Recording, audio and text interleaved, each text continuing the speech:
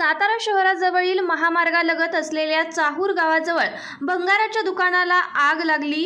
या आगीमध्ये संपूर्ण दुकान जळून खाक झाले असून या आगीत अंदाजे 5 लाखांहून अधिक नुकसान झाल्याचा अंदाज घटनास्थळावरून वर्तवण्यात आला आहे। सकाळी 8:30 वाजता आग लागल्यानंतर सातारा अग्निशामक दल तत्काळ घटनास्थळी पोहोचून आग आटोक्यात आणण्याचा प्रयत्न केला, मात्र अर्ध्या तासातच संपूर्ण दुकान जळून खाक झाले आहे।